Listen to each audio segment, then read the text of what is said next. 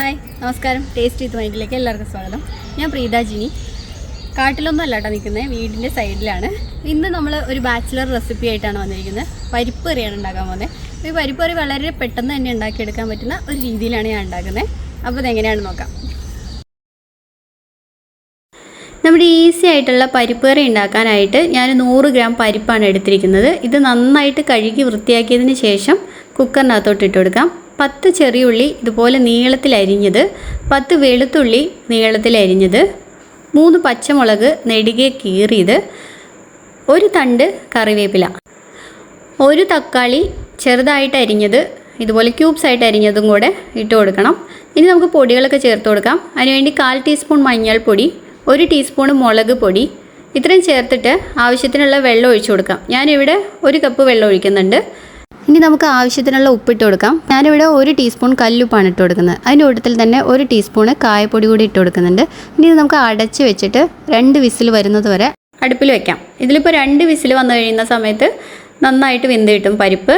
അപ്പോൾ വേഗാനായിട്ട് അടുപ്പിൽ വെച്ചിട്ടുണ്ട്. ഇനി നമുക്ക് വേണ്ടത് പുളിയാണ്. അപ്പോൾ അതിന് വേണ്ടിയിട്ട് ഞാൻ ഒരു നെല്ലിക്ക വലിപ്പത്തിൽ പുളി എടുത്തിട്ട് വെള്ളത്തിലിട്ട് വെച്ചിരിക്കുകയാണ്, പിഴിഞ്ഞൊഴിക്കാനായിട്ടുള്ള പുളി. ഇതേ ഇപ്പോൾ 2 വിസിൽ വന്നു. നന്നായിട്ട് വെന്ത് കിട്ടിയിട്ടുണ്ട് നമ്മുടെ പരിപ്പൊക്കെ. നല്ല കറക്റ്റ് വെള്ളമൊക്കെ നല്ല കറക്റ്റ് പാകമായിരുന്നു കേട്ടോ, അതായത് വേകാനുള്ള പാകം. ഇനി നമുക്ക് പരിപ്പ് കറിക്ക് കുറച്ചും കൂടെ വെള്ളം വേണം. അതിന് മുന്നേ ഞാൻ പുളി പിഴിഞ്ഞിട്ട് അതിനകത്തോട്ട് ഒഴിച്ചു കൊടുത്തിട്ടുണ്ട്. ഇത് നന്നായിട്ടൊന്ന് ഇളക്കി കൊടുക്കാം. ഇനി നമുക്ക് ഇതിനകത്തോട്ട് ആവശ്യത്തിനുള്ള വെള്ളം കൂടെ ചേർത്ത് കൊടുക്കണം. നമുക്ക് എത്ര ആവശ്യം, ഇതിപ്പോൾ ഒരു 2 കപ്പ് വെള്ളം ഒഴിച്ചാൽ മതിയായിരിക്കും. ഈ സമയത്ത് നിങ്ങൾ ഉപ്പ് ഒന്നുകൂടെ ചെക്ക് ചെയ്തിട്ട് ഉപ്പ് ആവശ്യമുണ്ടെന്നുണ്ടെങ്കിൽ ഇട്ട് കൊടുക്കണം കേട്ടോ. ഞാനൊരു ശകലം ഉപ്പ് ഇട്ട് കൊടുത്തിട്ടുണ്ട്. അപ്പോൾ ഇനി ഇത് നന്നായിട്ടൊന്ന് തിളയ്ക്കണം.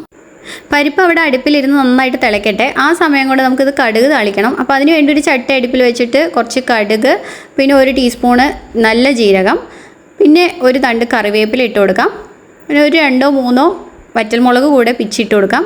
പിന്നെ കായപ്പൊടി ഒരു 1/4 ടീസ്പൂൺ കൂടെ കായപ്പൊടി ഇട്ടെടുക്കാം. പിന്നെ ഒരു 1/4 ടീസ്പൂൺ കൂടെ നമ്മുടെ മുളക് പൊടിയാണ് ഇട്ട് കൊടുത്തിരിക്കുന്നത്, കാശ്മീരി ചില്ലി പൗഡർ കേട്ടോ. ഇത്ര ഇട്ട് കൊടുത്തിട്ട് നമുക്ക് വേവിച്ച് വെച്ചിരിക്കുന്ന പരിപ്പിലോട്ട് അങ്ങ് ഒഴിച്ചു കൊടുക്കാം.